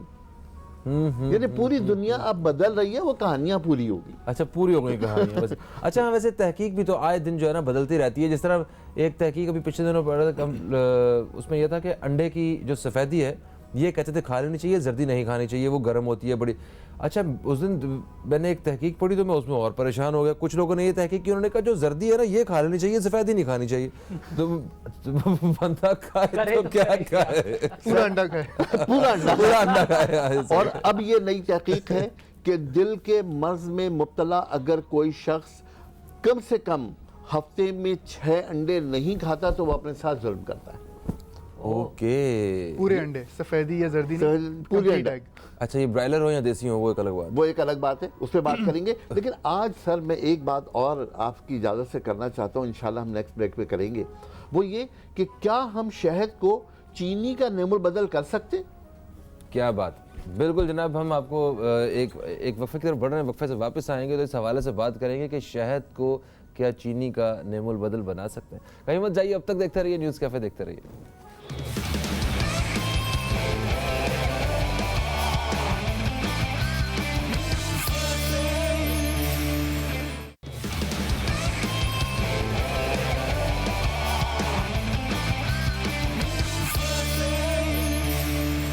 जी दोस्तों, एक वक्फे के बाद हम फिर से आप दोस्तों की खिदमत में हाजिर हो चुके हैं। हकीम अब्दुल गफ्फार आगा साहब हमारे साथ हैं और हमारे साथ आज नौशरवान गालिब साहब मौजूद हैं।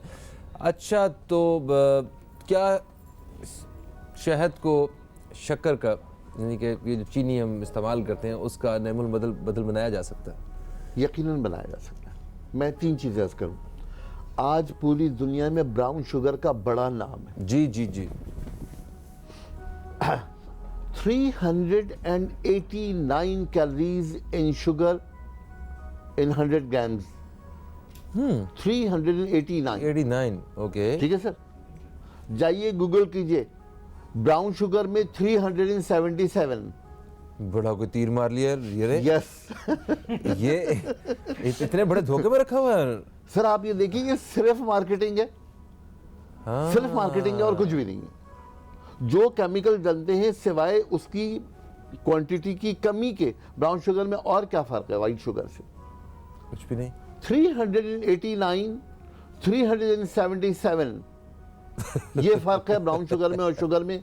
जो मर्जी कर लिए। लोग कहते हैं मैंने चीनी छोड़ दिए ब्राउन शुगर पे आ गया। नहीं, आइए वो वाइट शुगर की 4-5 दाने कम कर लिए जाए तो उतना काम हो शायद उतना ही हो जाए। हाँ, उतने 1.5 चम्मच से 1 चम्मच पे आ जाए तो उससे अच्छा ही हो जाएगा। कैलोरीज बराबर हो जाएगी। अच्छा। अच्छा, फिर मैं शहद पर आऊं तो शहद के 100 ml में 304 कैलोरीज हैं। 100 ml तो अच्छी खासी क्वांटिटी होती है। हाँ हाँ हाँ। नहीं, 100 ml का मतलब ये 120 ml की एक प्याली जो है वो 120 ml की होती है चाय की प्याली। तो 100 ml में 304 कैलोरीज। अब मैं उसे एक चमचे में 5 ml का हिसाब लगाऊं तो 1 ml में 3.04 और 5 ml में कितनी कैलोरीज हुई? 15.6। वाह। अब इस शहद को अगर आप किसी चीज में मिलाकर ले रहे हैं तो जो फवायद आपको उस चीज के हासिल हो रहे हैं, आप मिठास हासिल कर रहे हैं।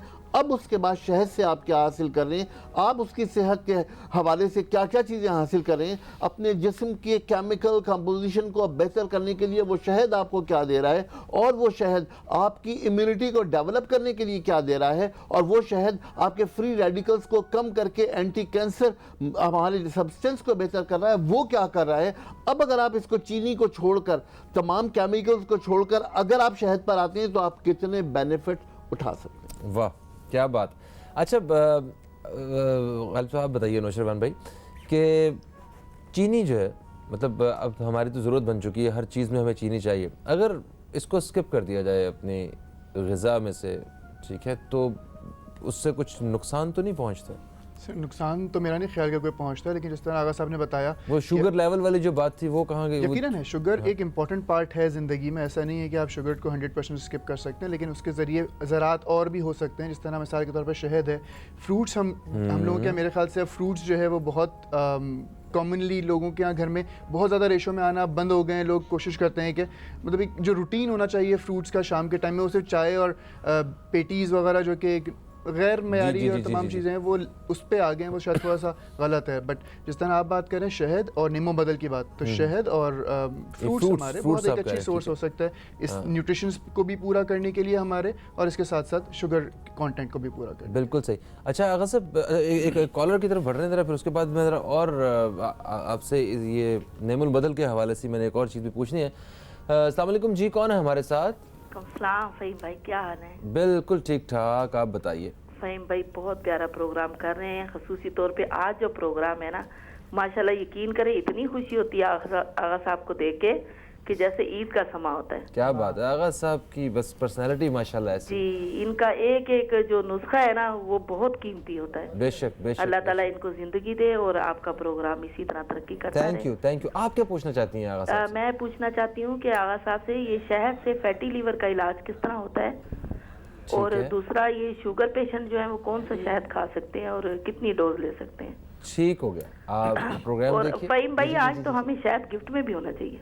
ये तो शहद मैं इस्लामिक शहद का नुमाइंदा होने के जरिए एक इनको शहद का गिफ्ट का ऐलान कर दूं। चलें जी, क्या बात है, क्या बात है। अपना एड्रेस वगैरह बता दीजिएगा ऊपर। ठीक है। अच्छा, मेरा जो सवाल था जो आपसे नेड़े पहने तानु ये सिर्फ कॉलर्स के लिए। अच्छा, तो फिर आप भी कॉल करें। आवाज नहीं आ रही। अच्छी बात। अच्छा सब जो इन्होंने सवाल किया, मैं भी यही सवाल करना चाहता कि ये जो स्वीटनर होता है जो शुगर के पेशेंट यूज़ करते हैं, क्या उसको रिप्लेस किया जा सकता है शहद के साथ? क्योंकि आपने जैसा कि बताया कि कैलोरीज भी बहुत कम होती हैं उसमें, तो इस हवाले से बताइए। देखिए, आम तौर पर जो टैबलेट्स वगैरह हम यूज़ करते हैं, उन तमाम टैबलेट्स के अंदर जो केमिकल होता है उसके बारे में ये तहकीक अब मुसल्लम हो गई कि उससे कैंसर हो सकता है। लिहाजा पूरी दुनिया उसको छोड़कर एक और केमिकल की तरफ चली गई, सॉर्बिटॉल को छोड़कर वो चली गई स्टेविया की तरफ। अच्छा, बहरहाल ये कोई नई चीज़ है शुगर के पेशेंट के लिए? शुगर के पेशेंट के स्टेविया 0 कैलोरी 0 शुगर। अच्छा, तो स्टेविया बट स्वीट और 15 times sweeter than sugar. Very nice. और उसका एक चुटकी, बस एक चुटकी अगर आप किसी चाय में डाल दें तो चाय बेइंतहा मीठी हो जाएगी। तो होता क्या उसमें? स्क्रीन तो नहीं होती वो? स्टीविया बुनियादी वो जिसको सेक्रीन कहते हैं, जैसे सॉर्बिटॉल। हाँ, अच्छा, वो ये जो है ये दूसरी किस्म की है। अच्छा, हुआ ये है कि ये असल में है बुनियादी तौर पर सिंपल से पत्ते, एक दरख्त है उसके पत्ते, उसको भी हमने केमिकलाइज करके जो है उसके वो बना दिए। अच्छा, अब उसके लिक्विड्स आते हैं, उसको केमिकलाइज किया। अब जो नई तकरीबन को 3 महीने पहले जो नई तहकीक आई, उसमें ये आई कि स्टेविया का जो एक्सट्रैक्ट है उसमें जो केमिकल इस्तेमाल होता है वो भी कैंसरस है। अच्छा, अब फिर हम एक जगह पर खड़े हो गए। लेकिन दिस इज क्रेडिट, मैं आपसे अर्ज करूं कि स्टेविया के खालिस पत्ते, एक पत्ता लीजिए, आप पानी में डाल दीजिए, वो चाय आपकी बेइंतहा मीठी हो जाएगी। 0 कैलोरी 0 शुगर। यस, मैंने पाकिस्तान में ग्रो किया है। मतलब वो आपके पास से मिल सकता है? मिल सकता है, वो मौजूद है। अरे भाई नाइस। इसको आपने नाम भी अंग्रेजी वाला बताया, मेरा ख्याल इसका उर्दू में नाम क्या है? स्टेविया ही नाम है। अच्छा, स्टेविया ही है, पूरी दुनिया में स्टेविया ही नाम है। अच्छा, तो लेकिन अब इससे हट करके हम बात करें शुगर की, शहद की। क्या वो इसकी जगह शहद इस्तेमाल कर सकते हैं? अब शहद में देखिए, शहद को हमने मिठास के लिए इस्तेमाल किया। हाँ, शायद वो मिठास उस मुकाबले में कम हो, थोड़ी कम हो, लेकिन इसके बेनिफिट शहद के उससे कितने ज्यादा हैं। और अगर फर्ज करें कि शहद को हम किसी चीज के साथ कॉम्बाइन कर लें तो फिर हम तमाम चीजों को कैसे मैनेज कर सकते हैं। मैं आपसे करूं, फैटी लिवर तो ठीक है, अपनी जगह पर एक अल्ट्रासाउंड की एक अलामत है, वो नज़र आ जाती है। फैटी लिवर की वजह से 2 चीज़ें उमूमन ख़राब होती हैं। एक ख़राब होती है LFT, लिवर फंक्शन टेस्ट, उसमें SGPT या ALT बढ़ जाता है। अदरवाइज कोलेस्ट्रॉल ख़राब हो जाता है। अगर किसी का कोलेस्ट्रॉल भी ठीक हो, अगर उसका LFT की रिपोर्ट भी ठीक हो, तो फिर मैं उस फैटी लिवर को कैसे ठीक कर सकता हूँ? मुझे ज़रूरत क्या है ठीक करने की। लेकिन फिर मैं आपसे अर्ज कर रहा हूँ कि इस शहद को अगर आप अपनी ज़िंदगी का हिस्सा बना लें और अपने घर से चीनी निकाल दें, तो आप यकीन कीजिए कि ये सारी बीमारियां आपने ऑटोमेटिक, यानी कि चीनी के साथ बेशुमार बीमारियां भी घर से निकाल दी आपने? सारी निकाल दी। बिल्कुल सही। जनाब, एक कॉलर हमारे साथ हैं, जल्दी से शामिल करते हैं। अस्सलाम वालेकुम जी, कौन है हमारे साथ? सलाम, हुमा जावेद बात कर रही हूँ। हुमा साहिबा, हम आपको खुश आमदीद कहते हैं। वालेकुम सलाम, क्या कहेंगे? आगा साहब को भी बहुत सलाम कहूँगी, आपके दोनों गेस्ट को बहुत सलाम कहूँगी। मैं आगा साहब से पूछना चाहूँगी कि मेरी बहन को साइनस का मसला है, तो उसके लिए ऑपरेट करना जरूरी होता है या सिर्फ दवाइयों से ही ठीक होता है? तो क्योंकि काफी स्वेयर किस्म का उनको मसला है। बिल्कुल ठीक है, बिल्कुल ठीक है। आप प्रोग्राम देखिए। मैं देख रही हूँ प्रोग्राम, और मैं कह रही हूँ मुझे भी शहद चाहिए। ये डिपार्टमेंट ये तो इन्होंने शुरू किया। इसके लिए मुझे दूसरे के लिए मुझे इजाजत लेनी पड़ेगी आगे से। हाँ, तो इजाजत लिया आप? नहीं कर ले, कोई मसला नहीं है जी। बात यह है कि ये कंपनी आप ही की है और हम आपकी खिदमत के लिए बैठे हैं यहाँ पर। यस, अपना एड्रेस लिखा दीजिए। बहुत शुक्रिया, जज़ाकल्लाह, बहुत शुक्रिया। थैंक यू सो मच जी, थैंक यू सो मच। एक ब्रेक की तरफ हम लोगों ने बढ़ना है अभी, और ब्रेक से वापस आते हैं तो हम साइनस के हवाले से बात करेंगे आगा साहब से, और उसके साथ साथ जितने भी ये जो ब्लड प्रेशर के अमराज और दिल के अमराज, इनके लिए शहद कितना मुफीद है और किस तरह इस्तेमाल किया जा सकता है, इस हवाले से बात होगी। कहीं मत जाइए, अब तक देखते रहिए न्यूज़ कैफ़े, देखते रहिए।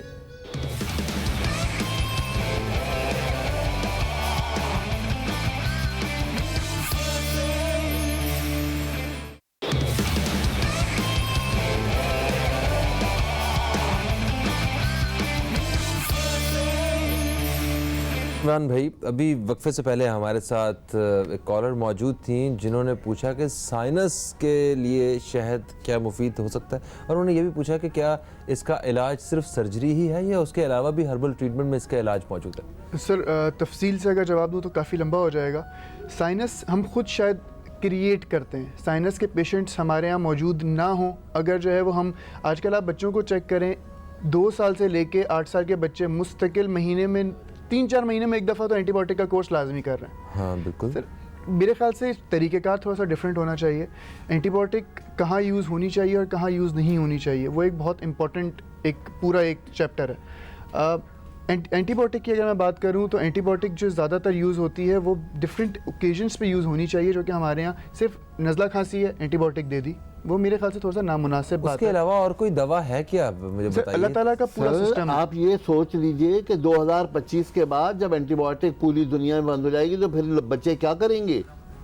सर अगर उनकी इम्यूनिटी को आज आपने डेवलप नहीं किया, कल तो बच्चे इतने मरेंगे कि WHO के पेपर के मुताबिक एक दिन में इतने लोग मरेंगे जितने फर्स्ट वर्ल्ड वॉर में मरे थे।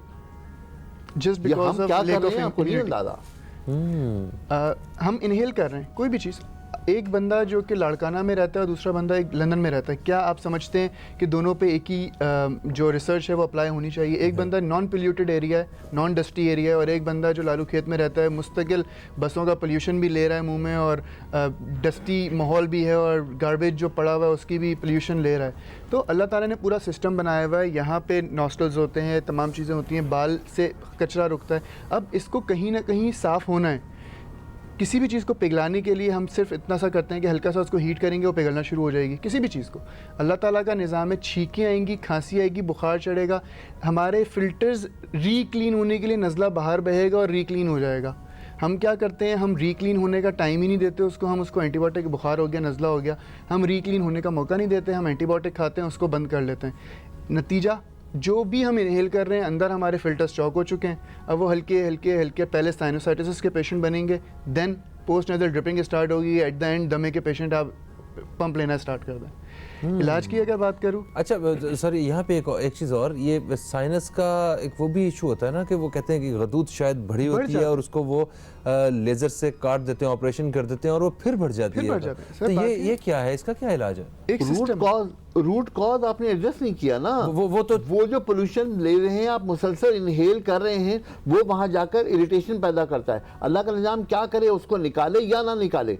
अगर निकाले तो पूरी दुनिया में इस कचरे के निकालने का प्रोसीजर क्या है, लाइए तमाम मेडिकल बुक्स रख दीजिए, सिवाय इसके कि हल्का सा बुखार आएगा, इरिटेशन होगी, छींकें आएंगी, गंदगी निकलेगी, इसके अलावा दुनिया में प्रोसीजर होता क्या है? इसको आप रोक देते हो और आप कहते हो कि जी अब जो है वो इरिटेशन की वजह से पॉलिप्स बढ़ गए हैं, मैं पॉलिप्स काट देता हूँ। जब आपने रूट कॉज नहीं ठीक किया तो पॉलिप्स तो दोबारा बढ़नी। मतलब ये एक इतना बड़ा सीरियस मैटर है कि इसको हम तमाम चीज़ों को मैनेज कर सकते हैं। नाक साफ करना बहुत ज़रूरी है। तो इसके इलाज के लिए अब क्या अपना सजेस्ट करें? सर 2 चीज़ें, इस्लामिक शहद का शहद आता है, छोटी मक्खी का शहद होता है, बमा कलौंजी। अगर वो शहद इस्तेमाल किया जाए आधा गिलास पानी में रोज़ाना, दिन में 2 मरतबा, इसके साथ साथ रोज़ाना रात को सोते वक्त 1 गिलास पानी लें, उसमें आधा चाय का चमचा लाहौरी नमक ऐड करें और 15 लौंगें ऐड करें, उसको अच्छी तरह जोश दें और उसको छान के जब ठंडा हो जाए तो उससे रोज़ाना रात को सोने से पहले नाक साफ़ करें, गरारे करके सोने की आदत डालें। इंशाल्लाह 40 दिन ये 2 चीज़ें कर लीजिए, इंशाल्लाह 80% आपका मसला हल हो जाएगा। ना इंशाल्लाह डॉक्टर की ज़रूरत पड़ेगी ऑपरेशन के लिए और ना ही सर का दर्द या तमाम चीज़ें रहेंगी इंशाल्लाह। अरे वाह, क्या बात है, ज़बरदस्त। ये तो आज मेरे लिए बहुत ज़्यादा इन्फॉर्मेटिव रहा। मैं भी उसी गलत फहमी के साथ जो है ना वो ज़िंदगी गुजार रहा था, और मुझे भी डॉक्टर ने कुछ दिन पहले कहा है कि आपको साइनस का इशू है, तो डॉक्टर साहब को बता सकूंगा कि मैं इस पॉल्यूटेड एरिया में रहता हूँ इस वजह से। बिल्कुल। अच्छा जी, ब्लड प्रेशर जो है वो हमारे यहाँ मेरा ख्याल है कि एक उम्र है वो 35-40 साल कि अगर कोई औरत हो जाती है तो घर में बैठ के उसे मेरा ख्याल है ये लाजिम हो जाता है कि वो ये कहना शुरू हो जाए कि मुझे हाई मेनू ब्लड प्रेशर है, तो ब्लड प्रेशर हाई हो गया या लो हो गया मसला। तो वो ये इतना आम क्यों हो गया ब्लड प्रेशर का मसला, और इसके इलाज के बारे में बताइए, और उसके हल के लिए शहद को किस तरह मुफीद हम पा सकते हैं, इस बारे में बताइए। सर ब्लड प्रेशर के लिए अगर मैं कहीं रेफरेंस दीन इस्लाम से लूँ तो इंसान की एक फितरत है, वो ये कि अपनी जो नसीब है उससे ज़्यादा चाहता है, जो वक्त है उससे पहले चाहता है। फितरत है इंसान ये की। इंसान की फितरत है और यही वो एंजाइटी है जो उसे ब्लड प्रेशर की तरफ ले जाती है। एक तो ये मिजाज की बात है, दूसरी बात ये है कि हम जो कुछ खा रहे हैं, देखिए ना आजकल सुप्रीम कोर्ट जरा एक्टिव हुई है तो कौन कौन से दूध बंद हो गए। जी जी जी जी। कितने बड़ी मुंह के बल आ गिरे। अभी तो मैं तो वेट कर रहा हूँ कि चिकन कब बंद होगा, ये जो इन्होंने फोका गोश्त खिला के हमें आदी कर दिया है। सर आप ये देखिए, ये तमाम चीजें हमें कहाँ ले गई हैं, हमें सिर्फ यहाँ ले गई हैं। मैं एक छोटी सी मिसाल दूं, 1992 में कराची शहर में सिर्फ एक कैंसर स्पेशलिस्ट थे, अल्लाह ताला उनको खुश रखे, बुजुर्गवार जैदी साहब। आज कराची में 105 ऑन्कोलॉजिस्ट हैं, टाइम किसी के पास नहीं। आप ये देखिए हम कहाँ खड़े हैं और ये क्यों है? ये तमाम उन केमिकल्स की वजह से है, उन तमाम इंटेक्स की वजह से है जिसने मसाइल पैदा किए। अब ये जो एंजाइटी है और ये जो हमारा केमिकल का इस्तेमाल है, ये असल में गुर्दों पर असरअंदाज होता है और हमें ब्लड प्रेशर की तरफ ले जाता है। उसको काम एंड क्वाइट करने के लिए मैंने आपसे अर्ज की ना कि आज का मेरा पैगाम यही है कि शहद लाओ, चीनी छोड़ो। अगर आप अपनी ज़िंदगी में चीनी निकाल कर आप शहद ले आएँ तो आप यकीन करें कि आपके आधे मसाइल तो वैसे ही याद हो जाए। बिल्कुल सही है। मैंने वो सवाल इसीलिए किया था कि मीठा हमारे लिए कितना ज़रूरी है, क्योंकि हम ऐसा तो नहीं कर सकते घर के लिए 5 किलो चीनी आती है, हर 3 दिन बाद तो हम जनाब 5 किलो शहद आना शुरू हो जाए, क्योंकि जाहिर सी बात है कीमत का एक फ़र्क है। तो हमें बग़ैर चीनी के हम जो है ना वो ये इस्तेमाल कर सकते हैं। अगर आपने थोड़ा सा पीना है तो उसके लिए हम शहद को इस्तेमाल करें, है ना? नहीं देखिए ना, अगर हम अब शहद से हलवे तो नहीं बनेंगे यकीन। अगर फर्ज करें कि इंशाल्लाह ताला आप मुझे मौका दें, मैं दोबारा जो है अपना कुकिंग शो शुरू करूं तो मैं वाकई शहद से हलवा बना के दूंगा। अरे वाह क्या बात है। अच्छा, प्रोग्राम का वक्त अपने ख़त्म की तरफ है। नौशरवान साहब ये बताइए, क्योंकि हमने दिल के अमराज के हवाले से भी कहा था, तो दिल के अमराज के लिए इस्लामिक शहद वालों की कौन कौन सी प्रोडक्ट्स हैं जो दिल के जो मरीज़ लोग हैं वो इस्तेमाल कर सकते हैं? जल्द से 2 बातें बताऊंगा। पहली एक कॉलर की कॉल आई थी जो उन्होंने बोला कि लिवर जो है उनका फैटी हो रहा है, ठीक है, पहली चीज़। दूसरी चीज़ कोलेस्ट्रॉल। इस्लामिक शहद का जो इस्लामिक नुस्खा कल्ब है वो अगर इस्तेमाल करें डेली बेसिस पे 3 टेबल स्पून्स, तो कोलेस्ट्रॉल भी कम होगा, फैटी लिवर भी ठीक होगा, वेट भी कम होगा। सेकेंडली दिल की शरियानें जो बंद हो जाती हैं उसमें भी बहुत ज़्यादा मुफीद है। ओके, ज़बरदस्त। और ये जो जिनके वो स्टेंट्स वगैरह जो डलवा चुके होते हैं, कभी एंजियोग्राफी वाले जो पेशेंट है, वो एक्चुअली क्योंकि उस प्रोसेस पे चल चुके होते हैं, अब उनके लिए भी ये ज़्यादा मुफीद है। उसके बावजूद कि वो स्टेंट डलवा चुके हैं, उसके बावजूद वो बहुत मुफीद है। इस्लामिक नुस्खे क़ल्ब में वो अदरक, लहसुन, शहद और सेब का सिरका जिसमें शामिल है, वो हमारे निज़ाम हज़म के लिए ही नहीं, दिल के निज़ाम के लिए भी एक बहुत अच्छी दवा है। और अगर फर्ज करें हम कलौंजी का शहद यूज़ इसके साथ कलौंजी का शहद बहुत अच्छी चीज़ हो सकती है। इवन जो जिस तरह आगा साहब ने अभी मीठे सोडे का बताया, एक आधा गिलास पानी में 2 चुटकी मीठा सोडा, इसके साथ कलौंजी का शहद 1 चाय का चमचा दिन में 3 मरतबा इस्तेमाल करने से कैंसर के पेशेंट्स में भी बहुत ज़्यादा उम्मीद है कि अच्छे रिजल्ट्स आएंगे। बिल्कुल सही होगा। थैंक यू सो मच आगा साहब, thank you so much Nausherwan साहब।